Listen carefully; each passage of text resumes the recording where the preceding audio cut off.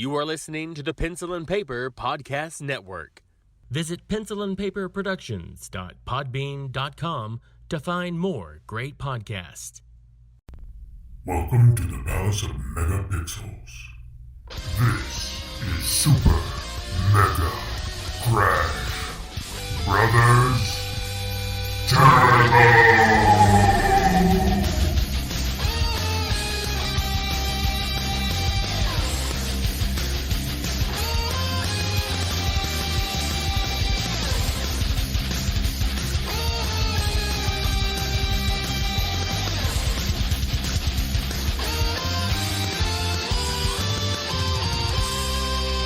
Hello, everyone, and welcome to Super Mega Crash Brothers Turbo. I'm your host, Stephen White. With me, as always, my co-host, Lacey Finley. Happy Monday! I hope you're staying warm. Yeah, well, Dear it's not Lord. that cold here. I know it's deathly cold where you're at. Yeah, it's to the point now where it doesn't even matter to take the temperature. It's like once it's negative, zero, anything, can I tell anymore? I don't know. Like, really? I mean, you just step out and you're like, ah! Yeah, my eyeballs have instantly frozen. I think that's a stay inside kind of day. Yeah, I agree. And then, I mean, I guess everyone hungover maybe from Super Bowl too. I don't know if you had your own parties or celebratory by yourself or a Zoom Super Bowl party, whatever we're doing these days. See, if I had gotten out yesterday at any point in time, like the only thing I did yesterday is just ran down to the local dump and back just to drop some stuff off, and that was about it. My wife actually went out, and then she calls me a few hours later. She's like, I'm trying to get home. It's just so crazy out. And I was like, you do realize there's a Super Bowl tomorrow, right? I was like, that's why it's so crazy. I forgot, if I'm being honest. Well, do you watch I don't football? run in those circles. Exactly. Yeah. I don't run in those circles, so I don't have friends. And with me not working in the restaurant or anything anymore, that was usually because all the people were doing their football polls or whatever among the employees and all that kind of stuff. So I don't hear about it, fantasy football and stuff all the time like I did. And I couldn't even tell you who was in it until I think like I heard last night when I was watching some TV. Some comedian was making a joke, or like a Jimmy Kimmel or a Fallon or whatever the hell I was watching. No, that's kind of where I'm at too. I find out about the Super Bowl through people at work, and you just hear them talking about, the Super Bowl's coming up this Sunday, and I'm like, oh, is that this week? Yeah. And then what's interesting about it is I heard, well, Tom Brady's got it this year, and I'm like, again? I know. Haven't you been talking about him for 10 years now? He's being like in the now Super Bowl? a relic within the system. He's never going anywhere. Yeah, it's just there's probably something else in there that I just don't know. I don't follow football. Somebody said, well, he's not playing. He's been around. Well, the shelf life has been much longer than most people with his career, for sure. Someone was saying that, well, he's not playing with this team. It's this team. And I was like, I think he's in Florida now. Okay, so this will be fun. You guys tell us how far off the mark we are. I want to say, because like the joke that was told last night was about shipping him to Tampa. And I don't remember the whole joke, as you could tell. The joke was something about people said they were going to sit around and watch the Super Bowl with inflatable people or whatever, just to feel like they've got people at the house. And then Tom Brady would deflate them. That was the joke. I got it. That's what I heard. I'm like, oh, he's still playing the sports ball. Okay. As I was hearing that joke. So that was. And womp, yes, womp womp. We do get the deflatable thing, because that was beyond football. That became a big story, and it was like deflate gate. It was like, oh, what is this? And then you look into it, it's like, I don't really care, but it's fine. That's true. But we I mean, connected you should, the dots. I guess. But for those who are into it, fine. Yeah, I get it. If you lost money in it, then sure. Sure, that, yeah. But yeah, whatever. Sports ball. Enjoy. So I hope it was fun and you did it safely at least, and most people may be working from home, so you didn't really have to worry about calling in sick. You could still wear your jammies and your jerseys and the food on your face, whatever. I guess what I'm hoping for is that we don't see COVID spikes. Right. Just saying. If we can go after the Super Bowl for at least 2 weeks and it was like, there wasn't a spike. Good. Yeah. Good for everybody who had your party and did it smart and safe. But Did it well, yeah. this is America. Right. I'm not giving them that much credit. Nope. What do I want to talk about this week before we get into all this? Okay, so quick. I want to touch on. Well, let me breeze through some quickies first, and then we'll get into the meat. Yeah. First of all, I don't know if we've mentioned it here or not. Verbal. Yes. Which is this? I think we started to, but didn't really get into it. Okay. I just wanted to gloss it over real quick. So Verbal is yet another platform. We probably mentioned it at the end. Mm-hmm. And I've had several of these kind of approaching me here lately. It was like, hey, check out our site. Look what we could do for you. And I'm like, yeah, but I already kind of have a site. Sure. Mm-hmm. And then this one, I'll leave names out of it for now, unless I have a reason. It was just like, hey, look at this site I built for your podcast. Like it? And I'm like, yeah. I mean, yeah, sure. I guess. I mean, it's neat, I guess. And it's like, cool, $5. I'm like, nah. No. Which I mean is not unreasonable. No, it's not unreasonable. But again, I'm already paying for what I got. You've already got one, so yeah. So I don't need yours, but thank you. But you're not doing anything, astounding. Where I'm like, oh my God, this is just the greatest. I will gladly pay you the extra $5 a month. Mm-hmm. I just wasn't going to do it. But Verbal came along and it was like, hey, we integrate everything with the RSS feeds, just like every other podcast does, where you can get it out there into the zeitgeist, if you will, of podcasting. Mm-hmm. And it kind of creates a nice little site for your, I guess, just another target point. And I can actually go in there and kind of tweak some of the stuff and edit it to where it looks like yet another site for Super Mega Crash Brothers Turbo.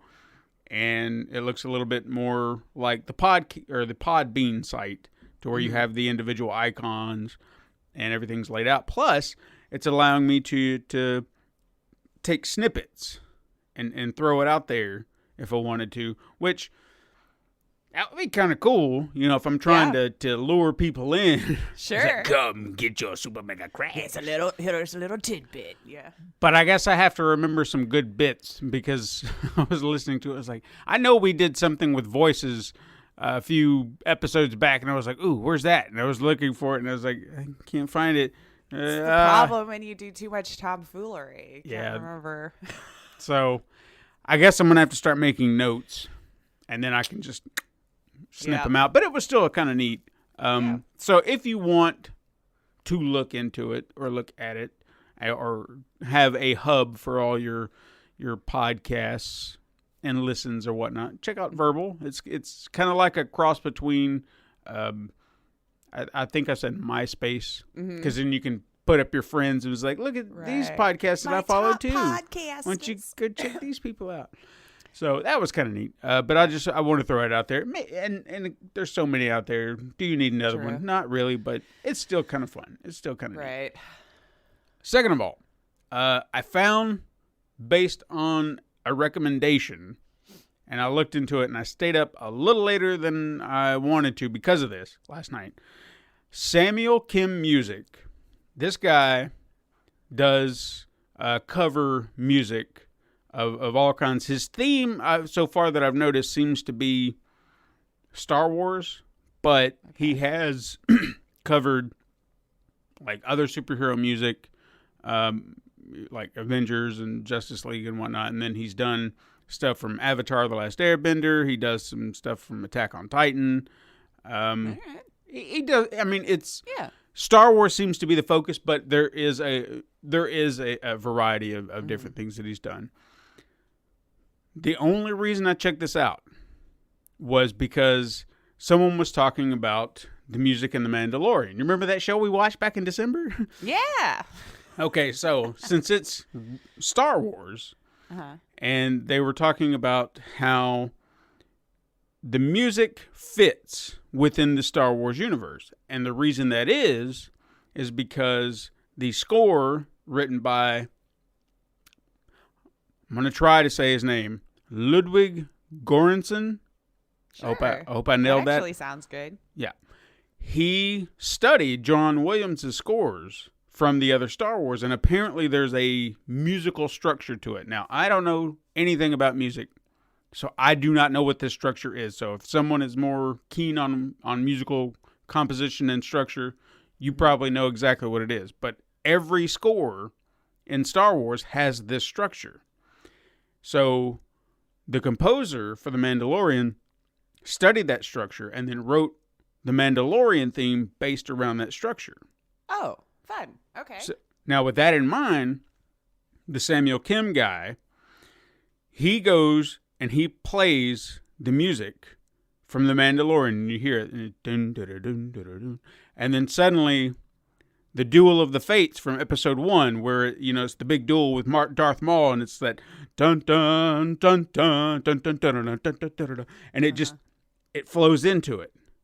And then the Mandalorian's still playing, but then that's playing over it, and it flows. And then it kicks into the Imperial March, like Darth Vader's theme, dun, dun, dun, dun, dun, dun, and it flows right into it, and it's just like, oh my God. Wow. It's just amazing to hear it, and just like, Christ, this works. It's so amazing.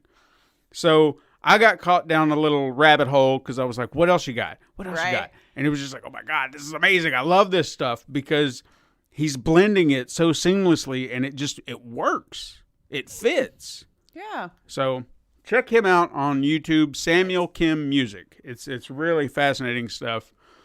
You might get sucked down the rabbit hole. You might not find it appealing at all. I don't know. Different strokes, different folks. That's right. But I personally I was blown away by it, and I was just like, all right, one more. All right, one more. And then I gotta stop. I've been there. Yeah. Been there. What else I got? Oh yeah. I don't know if any of you saw on the interwebs on Twitter. I was trying to share it, but I guess I'll try to preface that with another thing too. This is going to be an ongoing thing for at least a few weeks.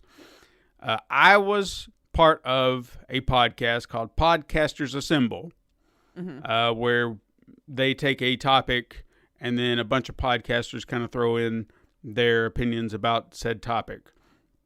And this week, their topic was King Kong from 1933, something I can definitely talk about. Mm-hmm. But what I didn't know, and I guess I should have looked into the show before I'm terrible sometimes. People, but I do feel like I found a new favorite podcast. Oh, yeah? Not just because I'm on it, because I love what they've done. It was just a good start, right? Yeah. Like, you did a really good thing by having me on it. Ergo. I will listen from now on.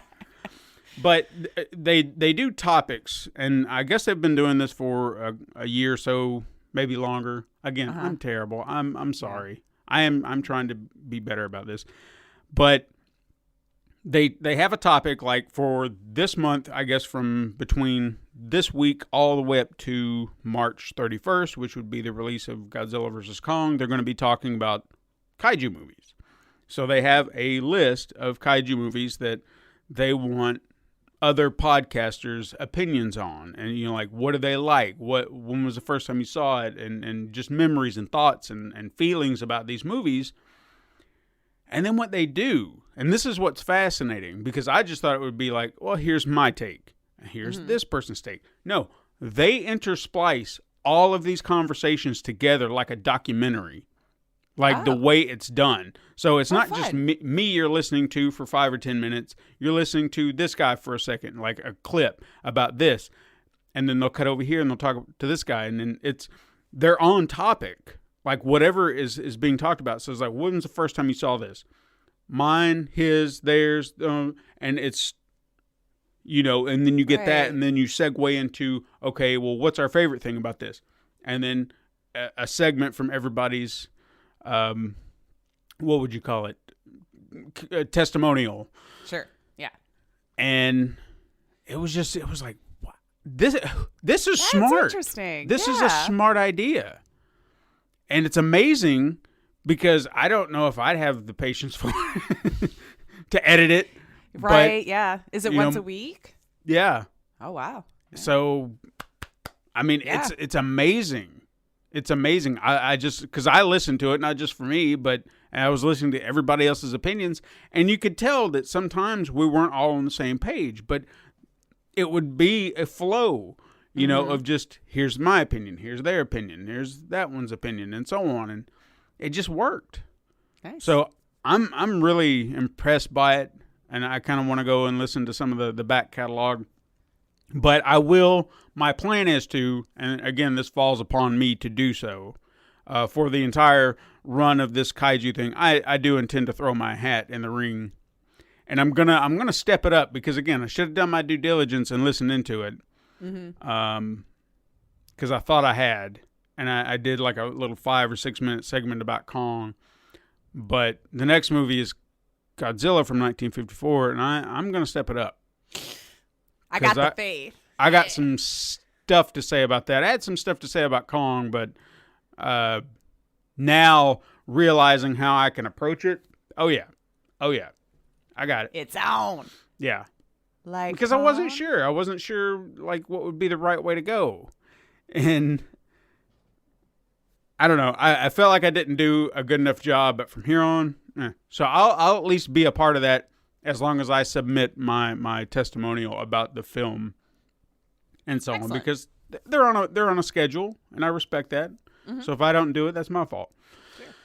So check them out, Podcasters Assemble. Podcasters Assemble. Yeah, you might find some stuff in there that you want to listen to, and hey, you could throw your hat in the ring too, because that's kind of the point. Finally, WandaVision. So good. If you haven't watched it by now, okay, but I just spoiler, I guess, maybe skip ahead a couple minutes, because I can understand. It's still only been a few days. Some people probably 30 minutes still have of time. busy All right. lives. 40 minutes of your time. I'm just saying. I don't know. I have nothing in my life, so I'm not trying to use mine as a baseline. I know. For other people. But you could end your day with it. That's true. So you're getting ready to sit down. All right, 30, 40 minutes, and I'm just going to watch it. They unraveled so much. They really did. But I'm still confused. Isn't that just amazing? We're 5 episodes in. Yeah, the story that they're setting up here and kind of possibly merging other things with, like, it's interesting how it's getting set up. And again, coming from somebody who's not as steeped in the lore, I'm finding it fascinating. Now, this is the main thing I want to talk about, because obviously the story itself, it's like I said, it's unraveling. We're getting a little bit more of an understanding. I'm honestly starting to think that Wanda might be in control, but then I still feel like there's another force in play here. Yeah. Now, the main thing, the big reveal, the mind-blowing that everyone is going on about, spoiler, again, this is what we're going to talk about. It's Evan Peters as Quicksilver, who, if you don't know, and I'm going to get into that too, if you don't know, he is the Quicksilver Pietro, if you will, of the X-Men movies, which is adjacent but not part of the MCU. Right. So he's not technically connected, but now he kind of is. Now, here was a conversation that I had, because some people were just, of course, theories are abound.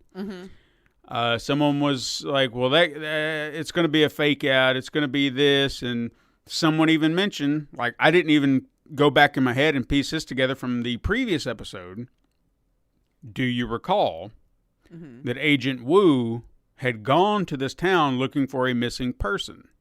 And they never said who that missing person was. So there's this idea that maybe this guy is the missing person or something like that. So it's going to be a fake out or whatever. Now, fair enough. Okay. Fair enough. But to actively go out of your way to cast the other Quicksilver and not have that pay off, that feels like the hugest middle finger that Marvel could you think? Take to the fans, because Kevin Feige knows his fans. He knows what they love and they crave. And to just be like, you know what this is. Everybody else is going to be like, that's interesting, because casual audiences like you Right. you wouldn't have pieced it together unless someone was there to be like, Hubs was like, he's the one who pointed out why that particular version of the character was causing pause. And it is a very deep cut. Okay, like you don't have to know. It's not just the MCU. You have to know the X-Men films. You have to know where this guy came from. So that's a huge cut for the most casual viewer, where they're just like, I don't get it. Right. Okay? I wouldn't have, to be fair, had the Hubs not pointed that out to me, being an X-Men fan that he is. Right. I get it. So to me, there is that part of it where I could see it also not paying off the way we're all hoping for. Because it's such a deep cut. I get it. But for those of us who are very aware, that is such a large fish to be dangling out there and not pay it off. So I'm curious where we go from here. I want more. Yeah. I look forward to Friday now. Yeah. Just like I did when The Mandalorian's coming on. I'm so excited. And luckily, for the most part, I felt like I kept away from all the spoilers from Friday. But at the same time, I didn't as much, because I got duped by a trending hashtag that I would have had no idea was in relation to it, and clicked on it going, why would that be trending now? And I'm like, damn it. Yeah. I would have never made the connection of those two things. And I think that's what spoiled it for me too. Like I had the entire episode, I was waiting for it because I was like, something's happening. Something's going to happen. Because I had seen something. Like, I'd stayed off Twitter all day. Because the last few weeks, there have been these little, what is this? What is that? And I was like, I don't want to know. Blah, blah, blah. People writing articles and dropping them first thing in the morning. Yeah. Really before anyone's had a big chance to watch it. It's like, it's 8 a.m, dude. Like, but we watched it at 12. Yeah, well. Fuck you. Right. I was asleep. Right. But where was I going with that? I'm so sorry. Boop, boop, boop, boop, boop. I'm coming back around. We saw the trending hashtag. Oh, We're yeah. staying off Twitter. No, Yeah. I had seen I even kind of scanned back over it. Somewhere I saw the name within the article or the headline or something that gave it away. And then I was like, wait, what? And then I scanned back over it, and I didn't see it. I don't know what happened. They're implanting shit into headlines now. I'm telling you, it's really into the WandaVision now. But I'm so excited to see where this goes. Yeah. I don't want to make any predictions at this point, because every time we think we figured it out, they're like, nah. Which is great, though. Yeah. It's great. I'm enjoying it thoroughly. And I think, can't wait to see. I honestly think, and I'm probably echoing someone else's sentiments here, the idea of the week-to-week series. Yeah. That I really feel like that's what's making this show work. I like going back to that, honestly. Yeah. It just has been feeling for me anyway, like the whole just sitting and binging. I don't know. I've been enjoying the back to old form, I guess, in a way, where you got that one a week, got to talk about that one a week. You didn't have to worry about if people got too far ahead of you, or, Yeah. So it's event gives you TV. something to look forward to, and you Right. don't blow the whole excitement in one go and then feel empty when there's not a next episode button to click. Yep. Oh, dude! Every time we get to the end of an episode, it's like, oh, I want more. Yep. But that's the idea. That's It's just good. like, Yeah. we know you do, we know, but no, you're gonna have to wait. And I like it. I approve. Yeah. Hey, what you been playing? Let's see. This week, I did get more addicted to Not for Broadcast because I was starting to figure out what choices to make, that it was actually unlocking different videos that I hadn't seen. Like, I was starting to figure out the So I definitely put in a lot more time into that, just playing through it again, because I was like, oh, I didn't go as all in on one side as I thought I had, or this, that, or the other, you know. And then the videos did change. Like the setup would be about the same, you know, but the content of the actual video would change dramatically. And I went, oh, now I'm figuring out how I'm affecting the world. Got it. So, definitely still recommend that game. I don't want to give away too much on spoiler stuff or whatever, but it's they're doing such a good job with that, man. It's really good. It's really good. At first I thought I was going to get really pissy about the interference system, and I still don't like it. I think it's just, it is what it is, you know? Right. But clearly it's not keeping me from playing the game, because I'm loving so much of everything else about it and the uniqueness of it that I dig it. So hopefully the pandemic doesn't keep them down for too long, and they'll be able to finish this bad boy up. Heck, I still think you could do DLC for this for a while. I'd throw money at you. I'm just going to say that now. I feel like granted, you might have this one story to play, but like they have thrown in a bonus one here called the Telethon. So they have filmed tiny stuff to try to keep that interest in giving you some little bit of new content as best they can. And I think they're doing a good job. So check it out. Not for broadcast. And I can't talk about it too much, though. But I did have the pleasure of testing another one of, a Rock Studios game, which was an FMV. Paul Franzen, good people. I found him. I think I've said this before. My love of FMV, when I saw the Awkward Steve duology on sale one day and purchased that, and have been kind of following at least the FMVs he does for a while. So I've been playing Internet Court. That's about all I can really tell you. I can't really say much else. I can tell you the name of it because he's announced it on Twitter. But outside of that, been playing through it. And I think we're going to have another fun game right here, a little tomfoolery on your hands. So go check them out if you're into those. I mean, granted, there's no like Oscars being won or anything like that. But if you're like me and you could just lean into the tomfoolery of a situation and just have a good time and turn off your brain and lean into it, you know, you'll have a good time. So I recommend checking that out. I don't even think you can wish list it yet, but like go follow Paul Franzen on Twitter, and then you can get an update on that, or It's a Rock developing team, and then, you know, keep up to date when he's pushing out his games. I don't know. I thought it was fun. And then lastly, because I feel like we meant to do this last week and then forgot, Dark Side of the Moon. Yes. Dark Side of the Moon. We got a release date for sure, March 12th. You can wish list it. Go do it. I have had the pleasure of being able to play a little bit of that as well. If you're an old school FMV gamer fan, you're going to love for sure. And I still think even you newer fans, I think it'll introduce you to a style you may not be used to if you've just been into FMV over the last few years, let's say.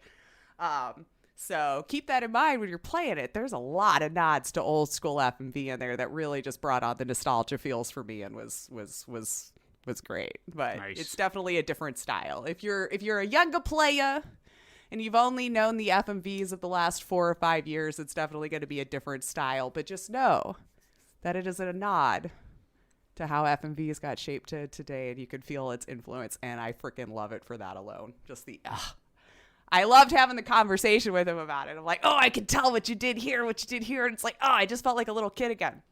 It's great. So March 12th, keep your eye out for that. Dark Side of the Moon. Excited. And that's actually all I've been playing. All right.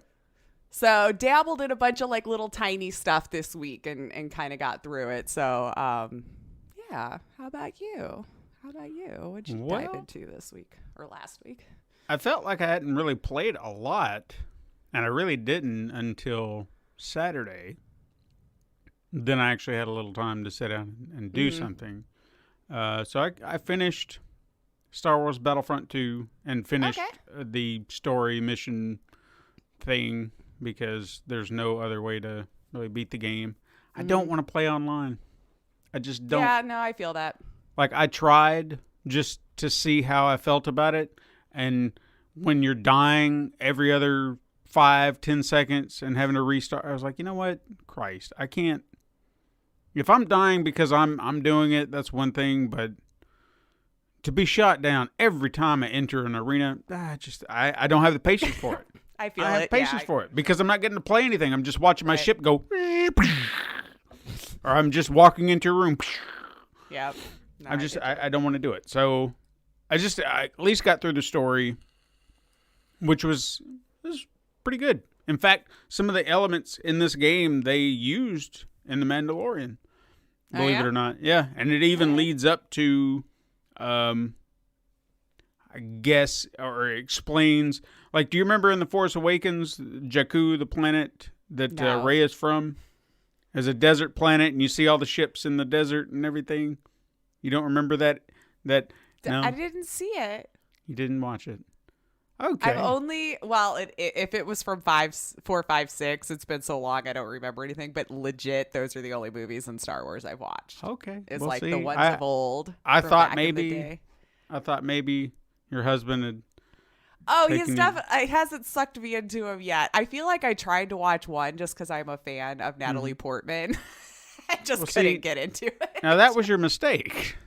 You went the thought wrong maybe direction. If anybody would get me into it, it would be her because I am a fan of her acting. And it was, I guess, not a good one to start it on. You probably started with episode 2 and it was like, Jesus. Yeah. No, I know But no, that's a fair assumption to think that I would have been looped in at some point because he has watched them all. But I love Star Wars. Even though I'm criticizing, I love Star Wars. So beside the point. You're allowed to criticize things you love. Anyway. Hopefully you get it better. Yeah. Anyway. Jakku was the planet that the character Rey was living on when The Force Awakens started. She's the main character, Daisy Ridley's character, whatever. It's a very Tatooine-esque planet, just a bunch of desert. But one of the images that we got to see was a bunch of Imperial ships, like, buried into the sand, like there was a war there or something like that. This game delivered on that war, that battle. So it was like, okay, so that's the okay, I got it. Mm-hmm. And so we got to see that, and then there were some other elements to it, and they had some cameos from other characters, from like Luke and Leia and Han, and it was like, I guess that's cool that they're here in this game. They don't really serve the story in any way, but sure. You know, a nostalgia bump. Yeah. For people, maybe. I'll say the guy, whoever did Han Solo, I mean, I guess it's hard to imitate Harrison Ford, but he was just kind of like that. But on the opposite end of that spectrum, whoever did Princess Leia or General Organa, whatever you want to call her in these franchise films or series now. Right. Whoever did Leia, that blew my mind. Like, she was on point. Like, for a moment, I was like, what? Because she sounded so much like Carrie Fisher in the original movies. Now, obviously, there would be something she'd say in a certain inflection where it kind of takes you out of it. But for the most part, it's like she had the tone, the intensity right for it, and it was just like, holy crap, that is amazing. So props to her, whoever she is. Sorry that I don't have her name at the top of my head, but the actress who played Leia, voice Leia or whatever, she did amazing in the game.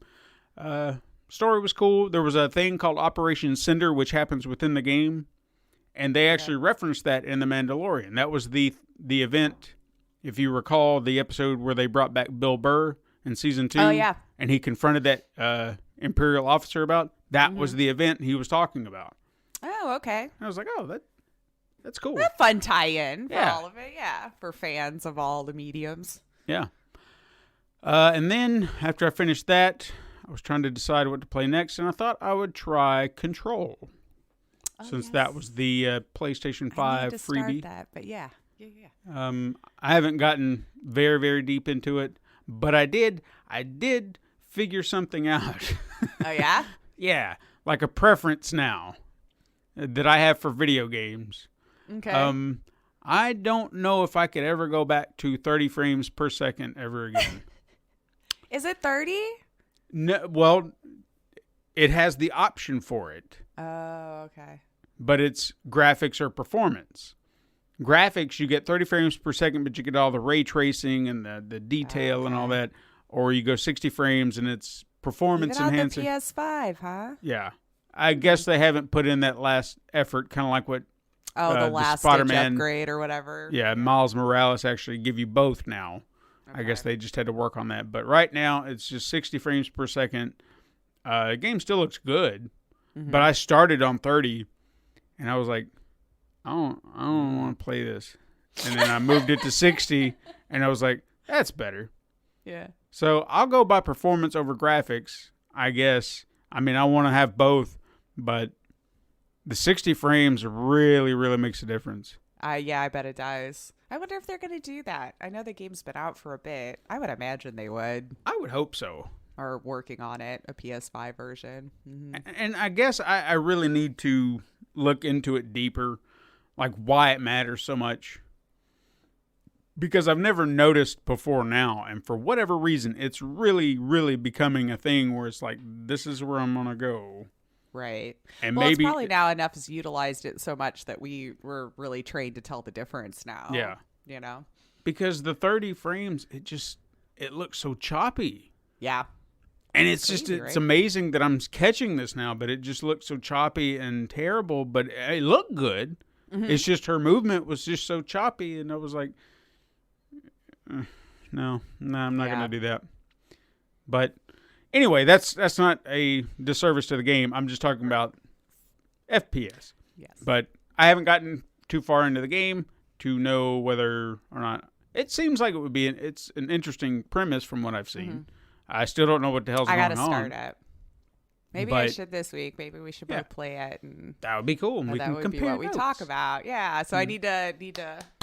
I've got it downloaded. Yeah. I just kept getting sidetracked with all these other little games, and that's I was like, well, Control's gonna be there. Mm-hmm.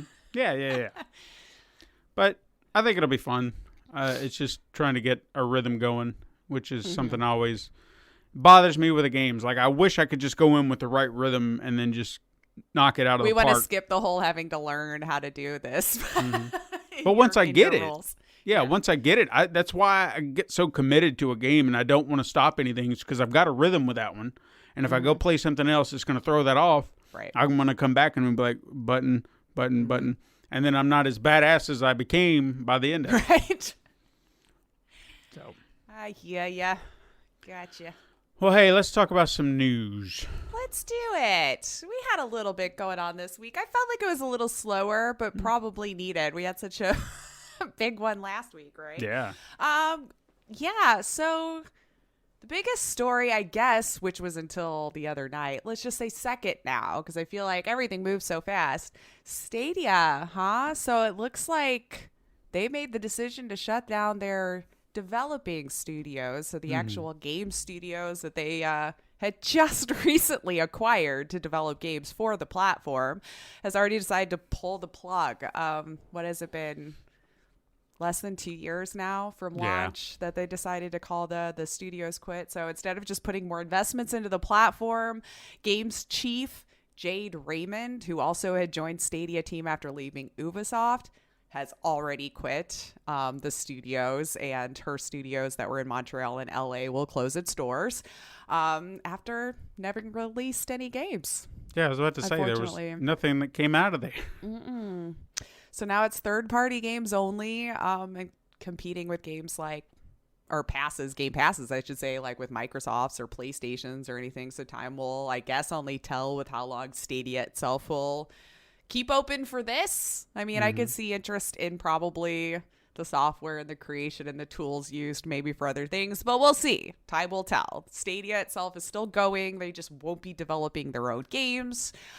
I'm just really more sad for the developers. I hope they all find work. They find work for them. That's about 150 devs I read that just done. Working. Did they say that there was anything specific they were working on? I mean, it seems like the only thing I ever kept hearing about was that I think it was an MMO. And then there was just a couple of weeks ago, a tease where people had seen like a leak on the Stadia homepage about a game that they thought was coming down the pike.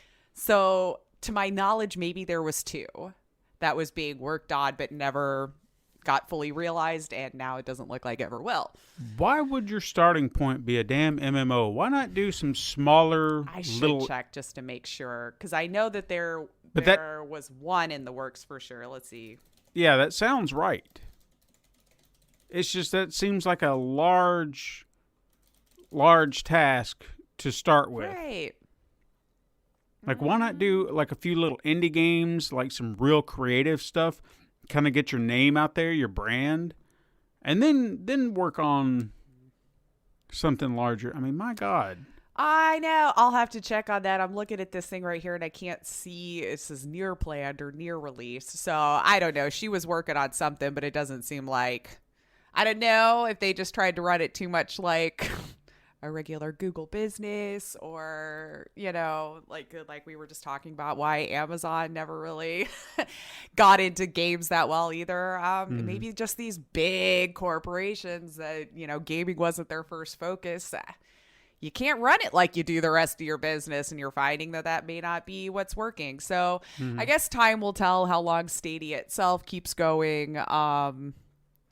I think we just ran into that where we were talking about before. Cloud-based streaming sounds fantastic. Is it the right day and time for it? Yeah. But time will tell. So I honestly feel that, and I'm not trying to pick sides here, but I honestly feel that what Amazon is doing is a safer bet than Luna, despite whether one works better than the other. Because with Google, you're purchasing a full game. Yeah. And if they shut that down, it's gone. Your money has just... Sounded like. Yeah. But with Amazon, you're just paying for a subscription for games, just like you do Netflix or something like that. So therefore, they're just saying, well, here's a couple of games for you to play, if you want to play them.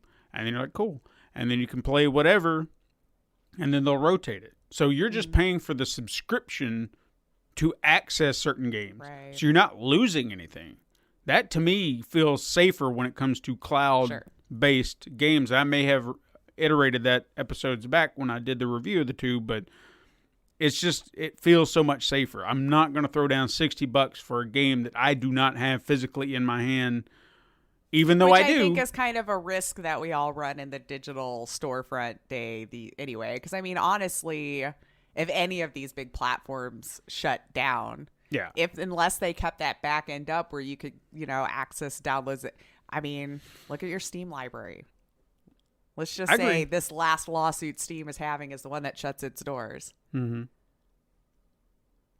Now, I know that they've said they would leave it offline in some capacity, but, I mean, how long would you expect somebody to upkeep that sort of thing without any money coming in? So, but there are other platforms.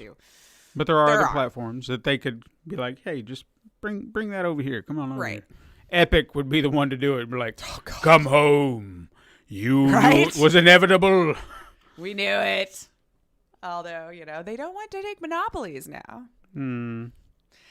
Let's see. Activision's facing a lawsuit this time around. They are being accused of stealing Call of Duty Modern Warfare characters' likeness from a different game. So, Activision, Infinity Ward, Major League Gaming Corp, all the people that are involved in this right here have all been hit with a copyright infringement lawsuit that claims the companies were responsible for making a direct copy of a character for use in Call of Duty Modern Warfare.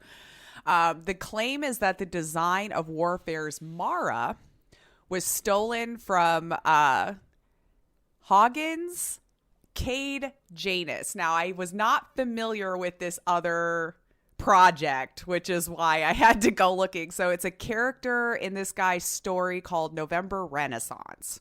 So in 2017, apparently Hagen, which is the guy's last name, hired an actress and cosplayer. Her name's Alex Zedra to portray Cade Janus in his story.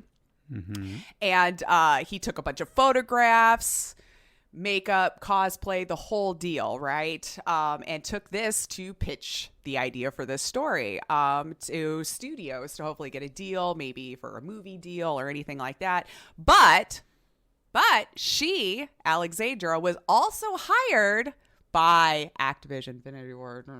You see where we're going here? With the companies in question during the development of Modern Warfare as a strong, skilled female fighter for the game. So, when you look at these side-by-side photos, oof, right? And I mean, it's kind of a weird area because you don't like own her face and likeness, right? Like that's still hers.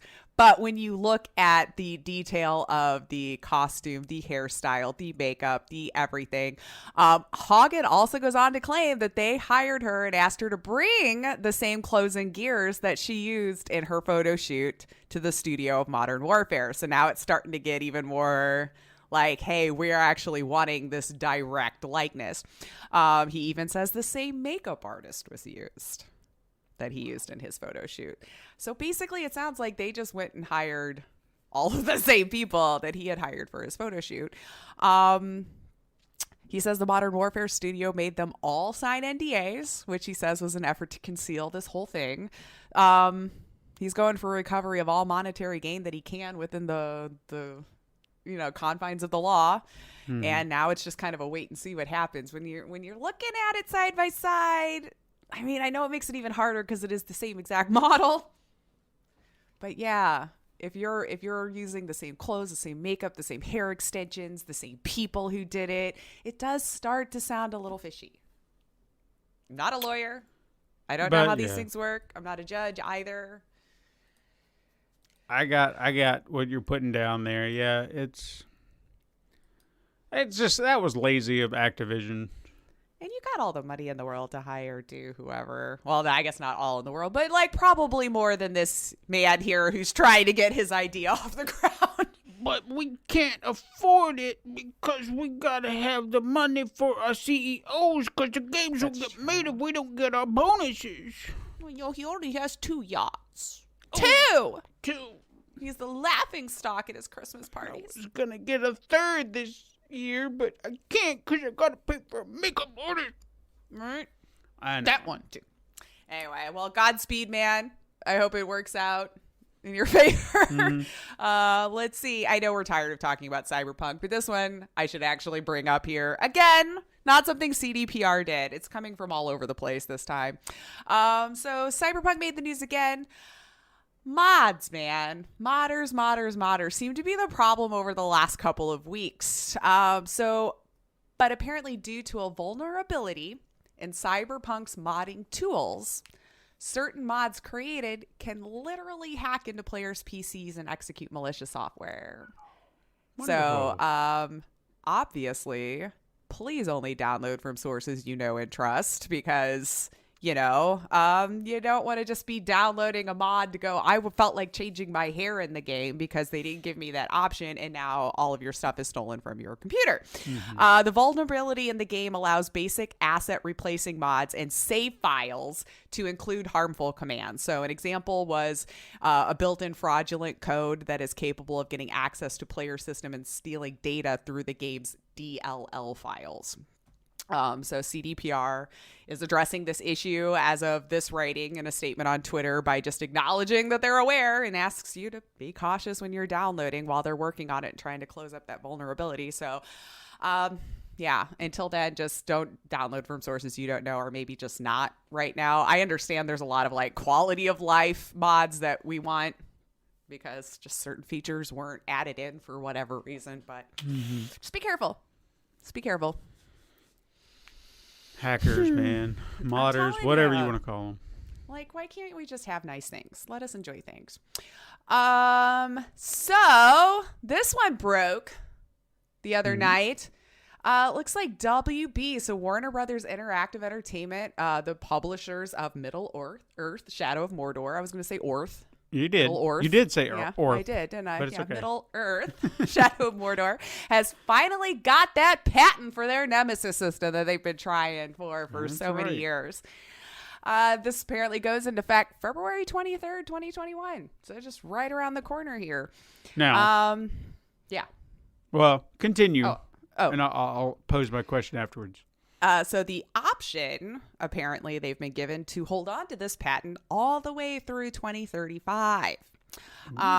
If you're not familiar with the Nemesis system, TLDR, it was introduced as a major selling point for Shadow of Mordor.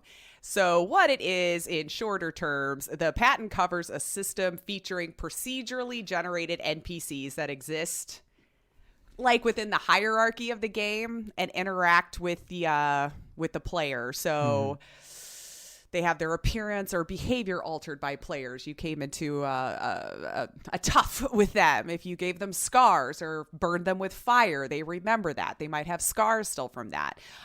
They might get promoted within this hierarchy because of interactions with you. Did they defeat you? So all of this was kind of like a procedurally generated hierarchy with these orcs. So what they've done was try to protect the method in which they were using the system. I hope that made sense. And that's like the easy way to explain what the Nemesis system is, in my opinion. So Warner Brothers has been trying to get this patent apparently for a while. And many of the reasons why they were denied was because it was too similar to other systems that were already out there. Games tend to do that. They gain inspiration from other games. And hopefully the point is to make it better and make it your own. So it seems that for the next few years, Warner Brothers just decided to set their sights on the wording of this patent so that they could kind of, hone in on making it theirs. So unclear at this moment what happens to game devs who release games that have similar systems after February 23rd. I'm assuming, I'm not a legal mind, not giving any advice, not yada, yada, yada, any of that good stuff. I assume you would have to get a license from WB from that point forward. But of course, met with backlash, right? About how it's just stifling innovation, and some gamers pointing out that this Nemesis system isn't exactly new and that WB shouldn't be the one patenting it, having them using this system from inspiration from other games themselves. Yeah. So, gamers kind of took to Twitter, and they're now concerned, as are certain developers, about being able to create within this system. It looks like as long as you're not doing an exact replica one-to-one of this system, supposedly you should still be fine. Again, if you're a dev or anything like that, consult your legal team. Gamers came out showing all sorts of examples about how Mordor borrowed heavily from other systems, which is, again, how innovation works, such as Assassin's Creed or the Arkham games, and pointing out to how many of our games today and theirs borrowed from the other Monolith games themselves, which were founded on an FPS inspired by Doom. So they're pointing out, like, where you borrowed all your stuff to make this system and now you want to claim it for your own. Right. Just sounds kind of like a garbage idea. I don't know. Most people seem to be against this. I tend to agree. I like when people, you get that idea, you make it a little bit better, and that's how we get better things. Again, why I don't like people having a monopoly on any one particular thing. It does stifle innovation, and the consumer's the one who gets hurt. Yeah, I mean, especially since they're making the games they make due to other games giving them the inspiration before. I mean, I feel like we've seen people do this before. Like, what if BR games did that? Think about that, Like, I feel like PUBG kind of tried. If we all kind of remember when they were filing lawsuits against, like Fortnite because of that whole borrowed system, and then which actually was from King of the Kill before PUBG. So, but it didn't work. Okay. So well, they got question. It. So, well, first of all, I mean, I'm interested that it's something that other games have done. I've heard that, but me personally, I've never encountered them. So playing Shadow of Mordor and Shadow of War, that's the first time I really saw something like that. That said, I wasn't necessarily like, oh my God, it's that guy. It was just like, oh, I did something. Maybe I remember your name. It was like literally that scene from Endgame where the Scarlet Witch shows up and she's like, you took everything from me. He's like, I don't even know who you are. Thanos says that to her. That's how I feel about half of them, unless there's something about their name that I'm just like, oh yeah, I remember. With the other games that it's shit out borrowed of from. You. Yeah. Yeah, I don't know. Well, I mean, we'll see. I just feel like, oh, go ahead. Sorry. You did What? break up a little bit, so I might have missed an important part of what you just said. No, I 'cause was just video lamenting froze. about it. But all that said, you said they've got this until 2035? Mm-hmm. Okay. Warner Brothers games. Yeah. What games are you going to implement this in the next 15 years? If you're going to hold the monopoly down on this, what games are you going to give us that are going to have this particular system in it that we get to utilize it and see it in all its glory that you think that it is, and then you're going to keep it from other people from using? I want to know. I want to see these games over the next 15 years. You better start delivering. Oh, yeah. And it better still be amazing in 15 years and even It better better. be better. Yeah. Just imagine, because if you're the only one allowed to innovate off of it. So it just, I have all the faith in the world with people who code and all this kind of stuff. Someone will figure out a creative way to make it just different enough that they can skirt it. I kind of have faith that humans are just, they figure those things out when they really want to, when there's a really good will, there's a way. Or And- you're just going to force them to make a better one than you already got, and you're stuck with yours.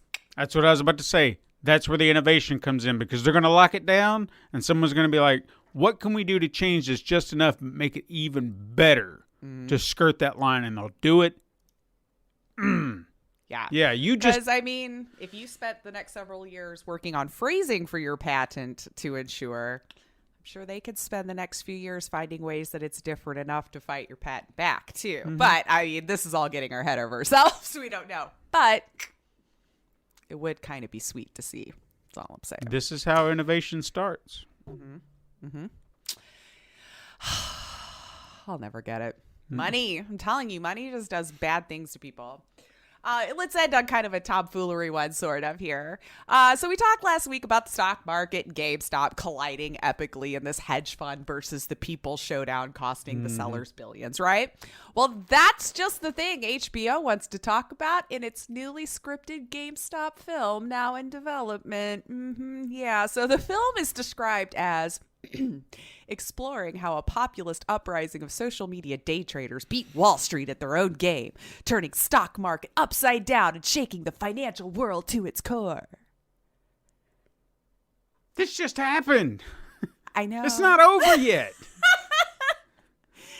Andrew Ross Sorkin is going to be the executive producer, who is also the co-creator of the Showtime series Billions, which is already set in the world of hedge funds. So I guess, like, it just became kismet there. I don't know.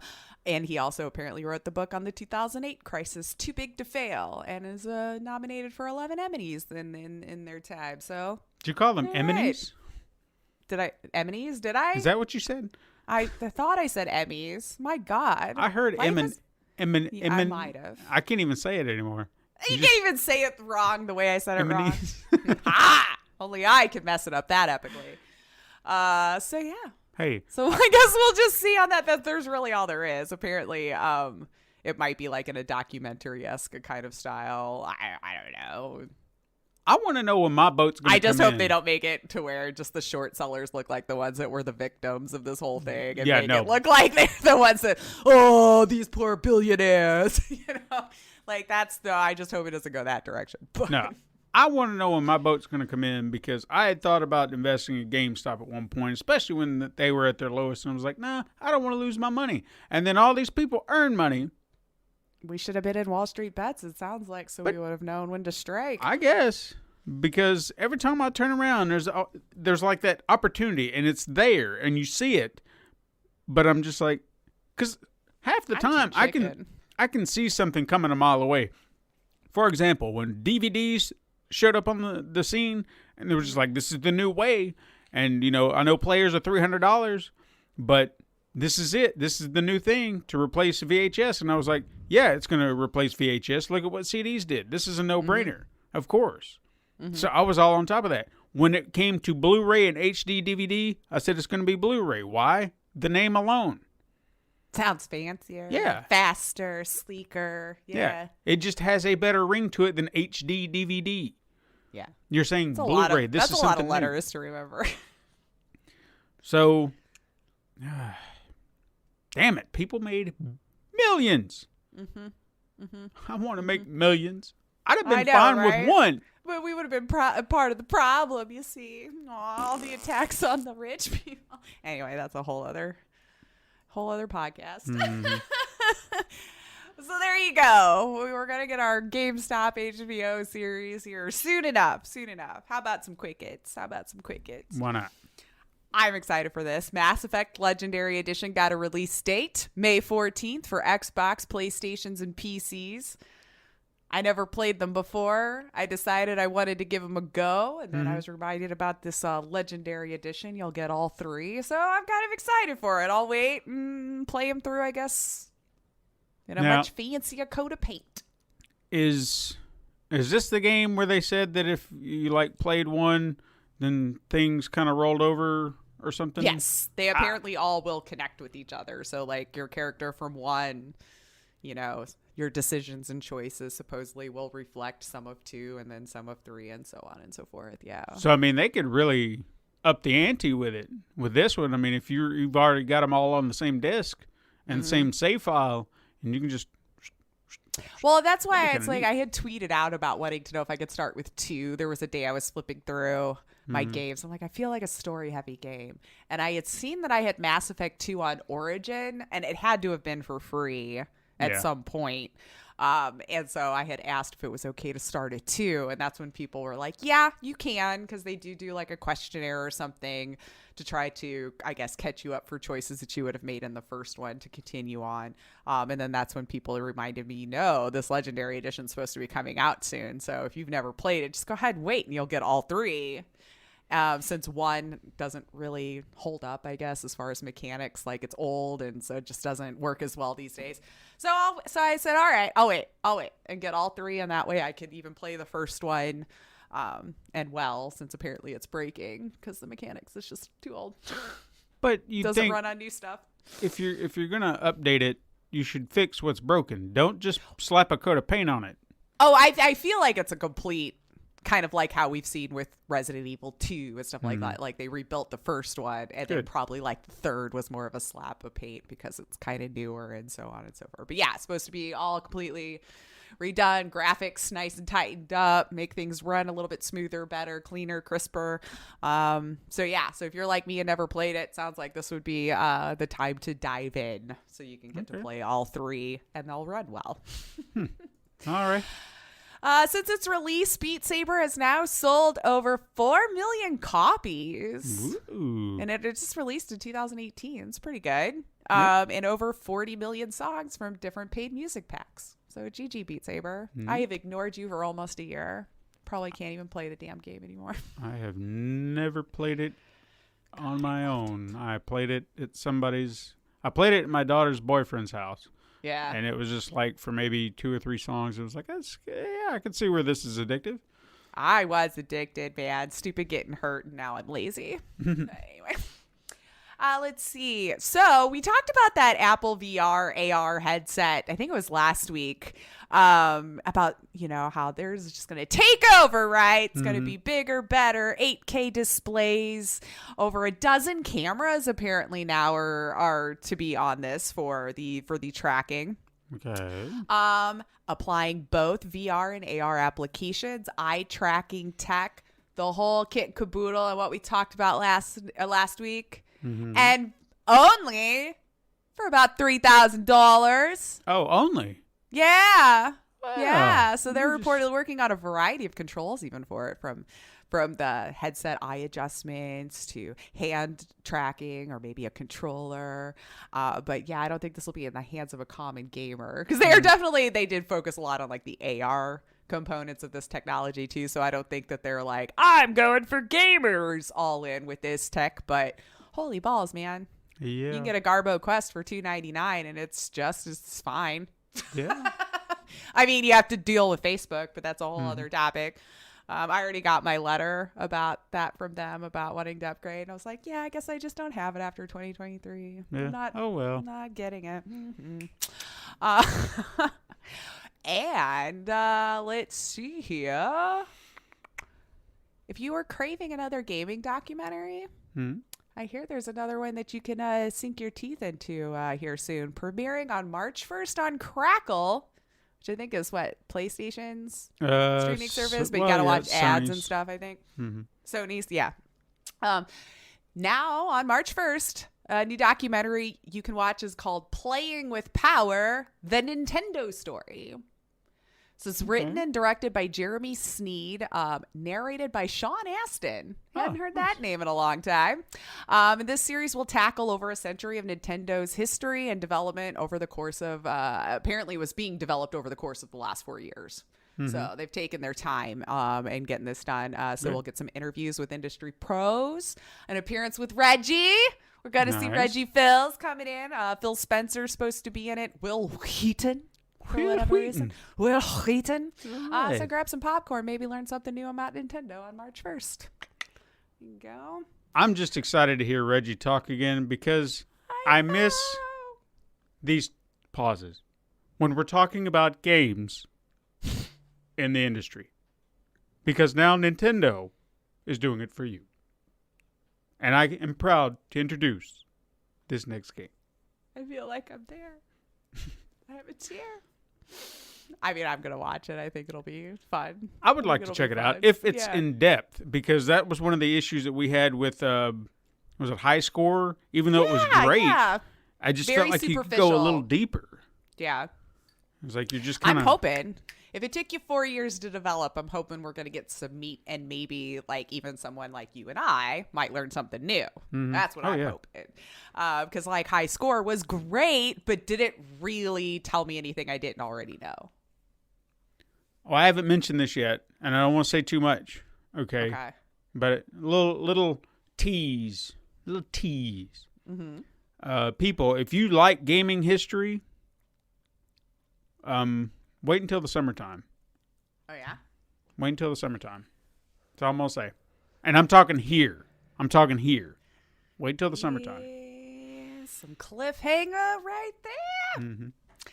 Let's see here. The Resident Evil movie reboot series has a theatrical release date now as well for September 3rd. Keep in mind, this might just be a release window. I'm just going to assume everything's going to be delayed. But sure. Apparently, this reboot's going to follow a new universe that is inspired from the Capcom franchise. So it might be interesting to watch. I don't know. I haven't found a Resident Evil movie I like so far. Maybe this will be the one. We'll see. Give me a trailer. Let me kind of because you could tell with the first one, because it was a video game movie and they were scarce back in 2000, whenever that movie came out. It was just like, I guess I'll give it a go. Right. But you liked zombies, you liked the franchise, you might have been. You got to stick the landing here. We still haven't seen, and I did make a call, and apparently it failed, that we were going to get a Mortal Kombat trailer this week. Yeah. It never happened. So it's still February, and they said February. True, we still got time. So we've got a few weeks. But I want to see, you're going to have to sell me hard. Like, sell me on that, like they did with that Godzilla vs. Kong trailer, to where I'm just like, I can't wait. And then you better deliver on that movie, because if I got a trailer that good and then the movie is not good, I'm going to be pissed. I wondered, because like if it's doing like the later, maybe they should have waited, because I'm telling you, that big vampire chick is taking over, man. People want her to step all over them. It is insane. They are in love with her. Yeah, dude, I bet you there's already, I'm sure the porn versions of these already have been out there, guys. You know it for sure. We should have probably checked to see if like Resident Evil took a bump on Pornhub. Yeah. What kind of shit is that? Oh my God, I didn't even think about that. I can't believe we didn't think about that. I feel like she would have been searched for. People have already cosplayed it. Because look, oh God, that's so. My brain went to the wrong spot when you said that, because sure, it could be like Chris Redfield and Jill Valentine just, we're hunting zombies, but oh my God, we're getting it on. I think and then Lady I can't pronounce her name. I think it's her. And then Barry's fat ass comes in and he's like, oh baby, let me get in on that. And then it turns into a three-way and you're just like, what the fuck? But how sick would it be that a zombie is involved? Necrophilia. Well, she's a vampire, to be fair. But I'm just talking about before she came along. Yeah, well, people like everything. Yeah. There's always an audience for something. It's gross. Yeah. Well, each their own. I just don't want to hear about it. Nope. Last little quickie though I have. If you're ones that are excited and we're looking forward to it, sorry about it, but during an earnings call, Activision Blizzard said it doesn't actually expect Overwatch 2 or Diablo 4 to launch this year as previously expected. So if you are looking forward to those iterations, sounds like you might have to wait till at least 2022. My apologies. My keep saying that apologies. every year that it's going to be the next year or the next year or the next year. But this year we can hang our hats on the pandemic, and then it's like hard to argue with. We're all like, all right. Well, not everybody, but most people will be like, all right. But what were you doing before that? That's always my favorite. It's like, but you had all this time. Yeah. I know, whatever. So I have a truth or trash for you. Ooh. Let's give this a shot. You probably already heard about it too. We've been chatting about this. KOTOR supposedly in the works. We've been having leaks of this, that, or the other. Knights of the Old Republic is in development somewhere, hopefully. Especially now that we know EA doesn't have a stronghold on it or won't after a year or so here. So rumors abound that we know who is actually on the KOTOR remake here.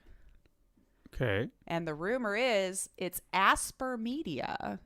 Mostly they focus on Switch and mobile games, but we have hints apparently of them having lots of funding where they're making a game and have done mobile iterations of this in the past. So Asper Media is who I'm calling right now. What you think are the ones making this game right now? Supposedly got some money to be making some big game. It seems like a gamble.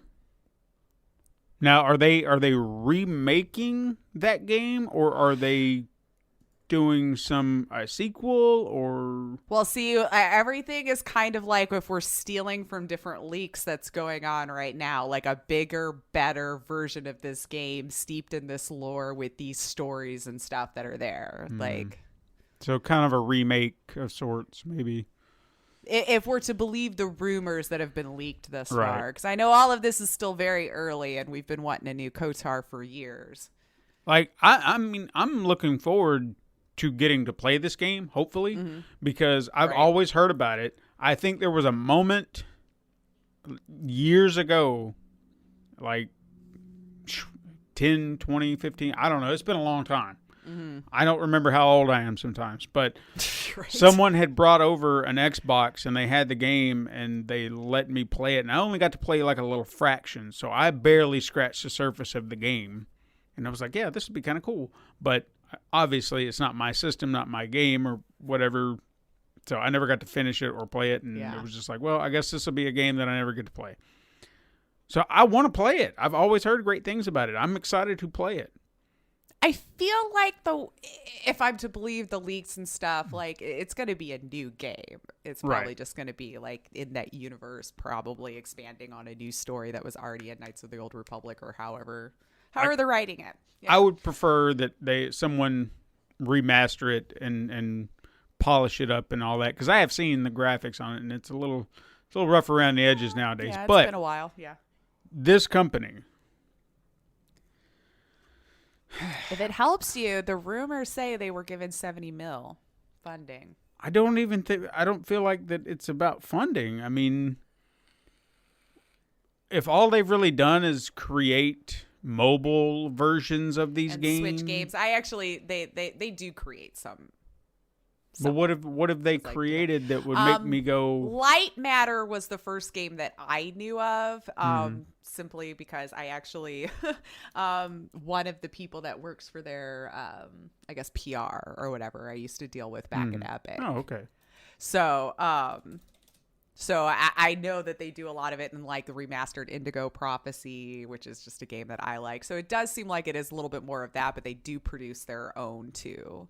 Torn is one that you might have heard of. I do feel like I've heard of that. Okay, so I'm going to say trash. Okay. Simply because this is Disney's money. And I feel like they need a sure thing, not a gamble. And I'm not saying that this company is a gamble. They could be well equipped and capable to do so, but I don't feel like they've made a name for themselves to be handed such big reins. It is a huge shoes to fill. Exactly. So if they're Unless they know something we don't. If they're just putting a new coat of paint on it or remastering it like Blue Point Games does or something like that, then maybe that was just limited runs really good for that too. Then fair enough. They can, I'm sure that it's not as much of a gamble. They're just like, well, here, do this and just make it look good, but give us that game that everyone loves. Sure. But if they're starting from scratch and they're building on this, I feel like they need somebody who has a track record of it. Like if you said Ubisoft was doing that, I'd be like, yeah, sure. Not that they would, but yeah, sure. I get it. Sounds about right. Again, I'm not trying to shit on this company. I don't know enough about them, but from what I'm hearing, this seems like a gamble for them to have it. So I'm going to say trash. We're going to say trash. I still feel like it's in development out there with somebody for sure, but we'll see. So time will tell if that 70 mil that is rumored to have gone their way is in fact nice little seed money to get a KOTOR game going here. And if it did happen, if it is true, then I applaud them for making their case and being like, look, this is what we can do. Right. So, make that game, man. I do have a little weird news. Okay. I filled out a little bit more this week than we used to. Now, KFC is just weird. So this may not be weird news anymore, or just like, what did KFC this time? So they've been entertaining gamers for a while now, right? They've given us some free-to-play games with VR, even a dating sim with Colonel Sanders. Heck, now we have a Lifetime short movie about it. It was like 15. Did you watch that? It's like 15. I didn't. It's actually only like 15-20 minutes. I thought it was going to be a full thing. Oh my god, it's great for a laugh. But anyway, they had a nice little tease with a mock-up last week that I wouldn't put past them to actually legitimately try to pull off at this point. But as we know, we've already actually talked about this just a few minutes ago. The internet has gone crazy for Lady Dimitrescu. I don't know why I can't say her name. Whatever. Big tall vampire lady from Resident Evil Village. They made a mock-up image for a KFC Dating Simulator Part 2, A Tall Order, where we are led to believe, in a joking KFC way, I think, what it would be like to have them two be in a dating game together as a sequel. So Colonel Sanders dating tall vampire lady, an odd crossover maybe, but y'all wanted her to step on you. Maybe this is just what the Colonel ordered. Just so you know. Jesus Christ. The picture is kind of funny, though, their little mock-up picture. Whoever runs their PR is doing a good job.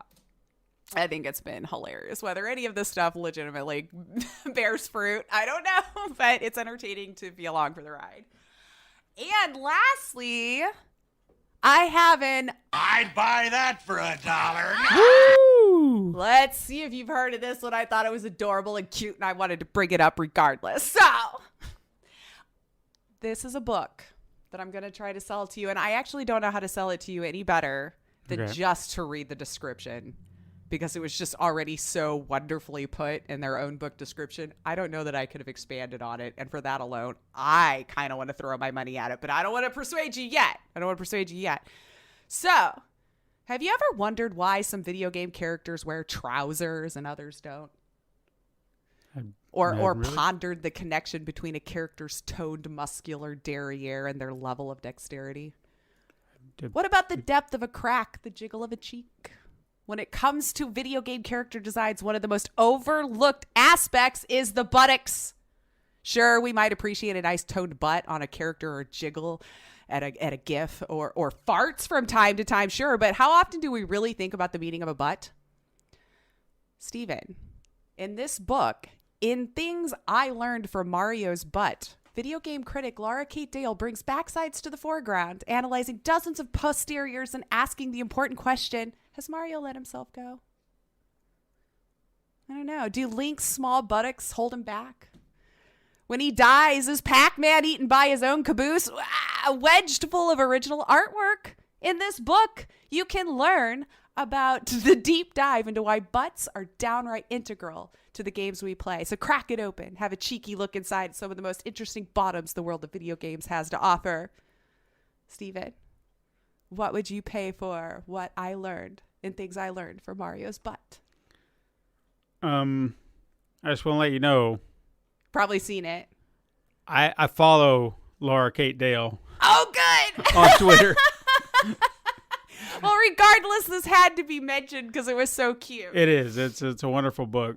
I have yet to read it, but things I've seen about it, just even the idea when she was starting to pitch it, it was like, oh God, this is insane.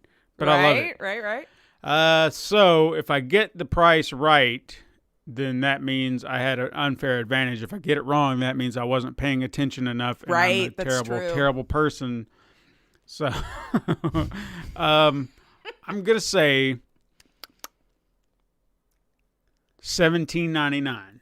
$17.99. Steven. You actually got to kick it up a bit. $27.50 in American dollars. Oh, okay. 19 some change pounds. I just got 1975 in pounds. I just got my 1 and my 2 off. Yes, 'cause I you was did. close. Yes, you did. Yes, you did. But the book had a release date coming out here, so that's why I caught it on there, and I thought it was cute. And there's no way I could have made it. The description itself was enough justice. Oh, yeah. I couldn't have made that better. So, yeah, I thought it was cute. But that's all I have now. Let's see. Kick it over to Steven for any last thoughts or the headliner, whichever we're heading into right now. We're going into the headliner. I'm starting to feel like a real journalist. Oh yeah. Not to say that I'm doing journalistic things, but doing these here lately, I've been trying to have stories I want to talk about, just notes here and there. And this week was incredibly busy. So when it came, like, I had to sit down and be like, look, I have to focus in on this. Deadlines, ridiculous as it may be, it's not like I'm getting paid for this, but deadlines, Still, I put it in my head and I was like, I have to work on this. I have to have something for the show. And I put it together and trying to make sure that I had something good. And I feel like I did pretty good in the span of time that I gave myself. I always learn something new each week. And that's what I'm kind of hoping this will be, as a story where you learn a little something. In fact, in writing this, I didn't feel like I did,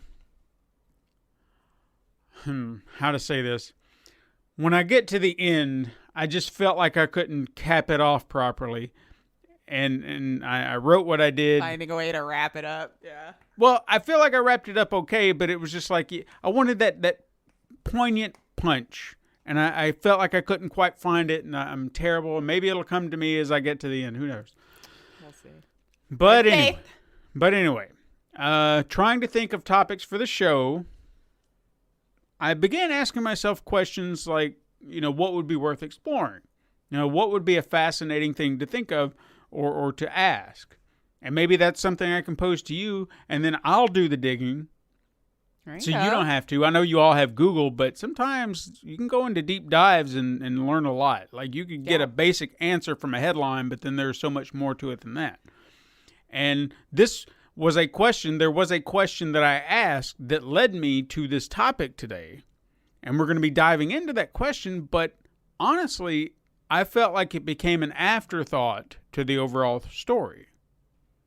Like the question I posed. So I guess by the end of it, I will ask you to tell me, what do you think, unless I wrote it in here and I forgot, what do you think the question was that I asked myself? Like, what was I trying to find and what this became based on that question? Like we're watching the headliner get created as we speak, y'all. It's amazing.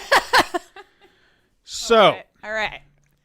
To start things off with, because I always like asking you this question to see if you know someone or something, does the name Silas Warner ring a bell? Name Savor is my bane. It's like I want to say yes, that like the name, it sounds familiar, but there's no way I'm going to tell you why or in what capacity. Well, if it doesn't, don't feel bad. Okay. In fact, most people don't, which I kind of feel is a shame. But perhaps after today, a few more people may remember his name and the contributions he made to the video game industry. But to fully understand him, I feel it's best to look back as far as possible. Now, if I said that he was born in 1949, grew up in a stable household with rich, loving parents, then you may wonder how one could grow up without any conflict. Seems like the ideal thing, and it would be Doing well. I mean, that's not interesting. Yeah. It's not really that interesting. Just a comfortable family. Yeah. But what if I told you instead that his rich industrialist father, which could have provided a better life for him in their Chicago home, chose not to, but instead he chose to physically and verbally abuse Silas Warner and his mother Ann, slamming them against walls, cussing them out, and being an outright asshole. In fact, so much. This guy was such a prick. And his mother, Silas's mother, stopped the car one day because she was having trouble and realized that he had cut the brake lines to their car. Oh, my God. Yeah. Ew. So, that's more interesting, right? Well, it's definitely like, what the hell is going on over here? For sure. It perks you up. Makes you pay more attention, for sure. Yeah. But luckily, Anne wasn't a pushover. She took the first opportunity she could to run off with her son, and the two made their way to Indiana and found a home. But it wasn't easy going by any stretch. It's not like they took money with them and ran, which I kind of feel like they were owed at that point, being almost murdered. When you told me the time frame, she probably didn't have access to the money. Yeah, very true. They struggled to get by, but Anne was always going to do the right thing by Silas. She worked hard. She actually went to the University of Indiana or Indiana University. I forgot which one it was. Spent many days and nights working, trying to provide. She got a degree to be a teacher while going to the university, while trying to provide for him. So, Silas spent many nights alone, with nobody, while she was just trying to keep a roof over his head. But during that time, he didn't waste it. He actually spent that time reading about science and history and getting a deep understanding of that, something we'll come back around to. Mm-hmm. Now, in school, Silas was a social outcast. He struggled to converse with others. From the sounds of things, probably had social anxiety, which wouldn't have been known about at the time. Considering the upbringing, yeah. Not only that, but he was very tall, almost 7 feet tall. Oh, damn. And extremely overweight, about over 300 pounds. So for that tall, though, do you think that's overweight? But he kind of wore it a certain way. Okay. But yeah, I know what you mean. Yeah, I feel like 7 feet tall, he'd be almost 300 pounds, but all right. And obviously this made him a target for bullies. Although, I think Silas had his fair share and enough with bullies, after almost being murdered. Even at a young age, I'm sure that stuck with him. So Silas put an end to that fairly quickly after he laid out a bully one day, just knocked him square out, and it was like, all right, nope, I don't think we need to fuck so with he's him not anymore. a pushover anymore. Got it. Yeah. Now, while these may seem like common problems for many people, Silas actually excelled academically. So it wasn't like he was a social outcast and bad at school. He actually did very well in school. He was like one of the top students. In fact, his intellect was so recognized in school, the teachers nurtured this because they saw his potential and they wanted him to be better. His mother even bragged about his perfect SAT score. Aww. Which, something I couldn't necessarily find verification that he actually had a perfect SAT score, but for the sake of the story, I believe it. It sounds good. Yeah, I like it. Yeah. Now, his ace academic score led him to follow in his mother's footsteps and enroll in Indiana University in 1966, where he pursued a physics major. However, it was here that Silas discovered computers. At this time, in 1966, computers were not commonplace. There were no computer classes. There were no computer programs in colleges or anything like that. People didn't even have home computers. The size of your bedroom. Exactly. But here he got to see one, and something about it caught his eye. And it may have been the intricacies and the complexities of their capabilities. Perhaps he was seeing the untapped potential of what could a computer do and what it could be capable of. But whatever it was, Silas was more focused, or started to focus more of his time on computers. In fact, by his senior year, he was actually working a contract job for IBM developing analysis software. I can't even talk either. I don't even know what I was going to say. I rub it off on you. I'm sorry. Yeah, no, it's fine. Words are hard. Now, in 1970, after finishing his degree, Silas stayed on at Indiana University as an undergraduate assistant to continue to learn and even kind of teach the knowledge of computers. During his time, Silas was introduced to the Plato computer system, which had been developed by the University of Illinois. This software, if you were unfamiliar with it, which I was, stood for Programmed Logic for Automatic. Jesus Christ. Let me try that again. I'm going to go back so Take we two. Make sure. Programmed Logic for Automatic Teaching Operations. That's what Plato stood for. And it was initially used for educational purposes, as it was meant to be a computer-assisted instruction system. I wrote it. However, it became the basis for many commonplace programs we utilize today, such as forums, email, instant messaging, remote screen sharing, multiplayer video games, just to name a few. How about that? Remember that? Yes. Now, Silas latched on to this It's time for WB to get a patent. Exactly. Damn it. Silas latched onto this new program and became kind of like the Plato guru. Like, he knew every little thing it could do, and he just became like the genius at it. Now, in 1976, he took this knowledge and applied it elsewhere because it landed him a job in Baltimore where he developed in-house training programs for a company known as Commercial Credit. It was here that Silas met Ed Zaron. He sounds like a Power Rangers. Sounds better. I like the Zoron. Ed Zaron, and Jim Black. Two men Oh, so metal. Both are with names. similar passions. Oh, yes. Zaron Black. Coming Right? soon to a computer near you.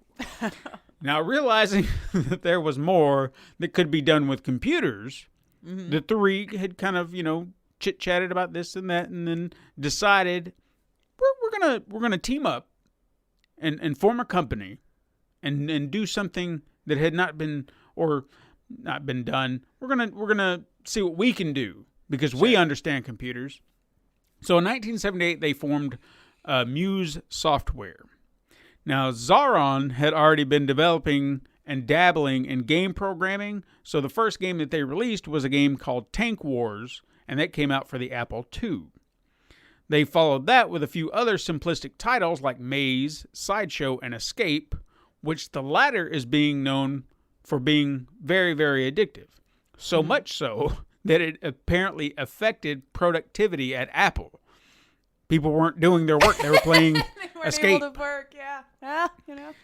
Now, as their games became, fairly big sellers, I guess, for the times or what they were, the company was able to grow. They brought on additional programmers, got a legitimate office space, and soon the idea of developing for additional platforms was being discussed because right now they were just kind of doing it for the Apple II. Obviously, this was at the beginning of the big console boom, but it never hurts to think ahead. We didn't have Nintendos and everything like that, but Atari was starting to come out, then Coleco and television, they were right there on the cusp. However, Muse wasn't just focusing on games. Both Silas Warner and Ed Zaron were creating additional programs that would innovate for other companies for generations.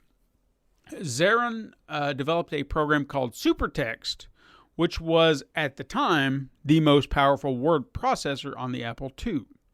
And while that's impressive, Silas had separately developed The Voice, which allowed users to record their voice and play it back on the Apple II. Now, keep in mind, the Apple II is not the computers we know of today, so that data would be filtered through the computer's sound hardware and it would be degraded, but it was still kind of a voice coming out of a computer. It's still pretty cool at the time, because we didn't hear that. Right. Now, it was around 1981 where a real spark came about. it was said that Silas had come across an arcade game in a convenience mart. Which game? I'm not 100% sure because I saw two different reports and I was like, you know what? I'm just going to keep it vague. Okay. Because I don't know which to saw believe. a game. Despite what it was, specifically, one thing was clear. It was a futuristic game with space and robots and lasers and all that shit. You know, just whatever was popular at the time. And shooting at aliens. yeah, and Silas had kind of taken an observation of that, and he was like, you know,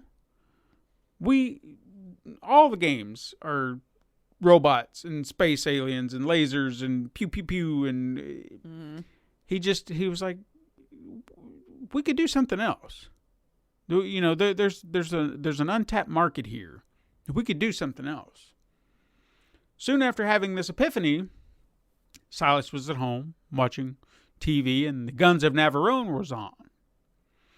And if you're unfamiliar with that, this was a film back. It was made in 1961. Had Gregory Peck, and What was the name of the movie? the Guns of Navarone.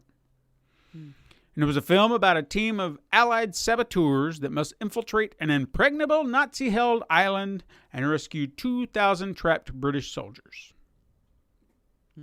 This film gave Silas the idea to begin development on a game centered around Nazi Germany. Something that, if you remember, his history studies helped flesh out. Think you know where I'm going with this? It didn't flesh out? No. Because he had that history knowledge. Remember, he studied history as a kid. Right. That helped him flesh it out. That was like, okay. He was like, oh, yeah, shit, I know all about that. I can do this. So within 6 months, Muse released their most ambitious game, Castle Wolfenstein. The company had put all of their resources into development, and Silas even added a bit of flair not seen at any game at this point. Voice acting. Since Silas was fluent in German, All right. he went to a professional recording studio and laid down some dialogue of German saying, halt, and kommen Sie. I don't... Okay. They mean something. I'm trying to make sure that I got my German right. I'm sure I didn't give it the but... I don't know. I felt the hate. Okay. Kommen Sie. The anger. Sounds like come inside, but it's not what he's saying. With his handy-dandy voice modulating program, voice acting digitized in a game started right here. Nice. All because of Silas Warner. So why is it that no one remembers him or acknowledges this accomplishment? Because that's all video games are today. Right? Voice acting. And if you don't have a game with voice acting, people get pissy. It's just like, why aren't the characters in Zelda talking? I don't want to read. Right. And you have to anyway. Yeah, I know. Do you know what I just said? Now, it may be because, and based on what I heard, he kind of wanted it this way. Don't forget, this was a socially awkward individual. Someone who didn't want to be around people and really couldn't carry conversations. So someone who would not be accustomed to the superstardom that some game designers get today, he would probably really not want. Additionally, his creation of Castle Wolfenstein, that's what I felt like I was going to say. Having a day. Castle Wolfenstein only remained in his possession for 6 years before Muse went under. After that, its name and assets were picked up by a brokerage firm that eventually sold it to id Software in 1992. Obviously, they in turn created Wolfenstein 3D, which I think more people remember. And then this laid the groundwork for Doom and its numerous knockoffs. And now Bethesda has the franchise, and it has pumped out numerous games under that name, with a total of 11 developed games outside of Muse. Jeez. It's all pretty impressive when you think about it. Yeah. All because someone was tired of the same old thing. Yep. Something that isn't quite trendy anymore, if you think about it. Right? Unfortunately, Silas didn't get to witness all of these iterations because he passed away in 2004 due to declining health. And while it sounds sad that he was so influential but oft forgotten, his wife, Carrie Ann, remembers his accomplishments fondly and champions his name and legacy to this day for all to remember.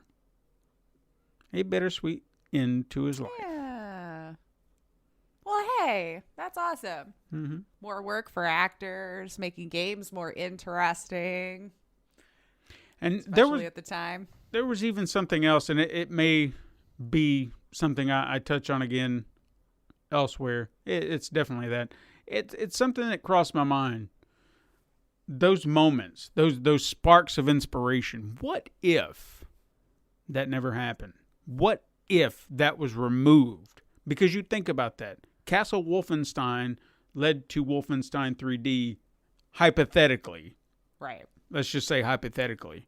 And then which Doom and then so on and so on and so on. So without that game, would those games exist?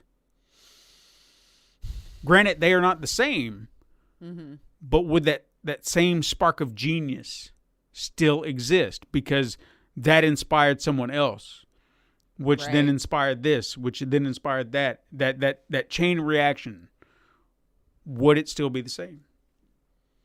I don't know. I would think not. One would think, I guess, maybe somebody else would have eventually at some point down the line. But would it have been in the same way? Exactly. Yeah. I'm always fascinated by that. The what ifs. Yeah, good stuff. I know, right? That for all I know, we could still be playing text-based RPGs, and that's it. Yep. Well, fun. Excellent. Well, I think that's our show today, guys. Thanks for hanging out. You know, you can still hit us up sometime on Twitter. You can find us at Super Mega Crash. Send an email to supermegacrash@gmail.com. Go on over to Instagram. Follow us there. You can view the weekly icon art Steven puts his time and love into. And don't forget, you can support the show by liking and leaving reviews on your preferred platform. And you can even go to patreon.com/Pencil and Paper Productions. Go to Pencil and Paper Podcast Network or search up Super Mega Crash Brothers Turbo. You can do that on Apple Podcasts, Podbean, Spotify, Google Play, Stitcher, iHeartRadio, Amazon, Pandora, Verbal, Google. I don't know. There's so many now. We're everywhere. If you like a platform, you could probably find us there. So we are everywhere. We got you guys. Everywhere. We got you. Even on youtube.com/Pencil Paper Productions. Thank you for listening. My name is Leia Finley. And I, Stephen Fight. There you go. Join us again next time, Super Mega Crash Siblings. But until then, game on.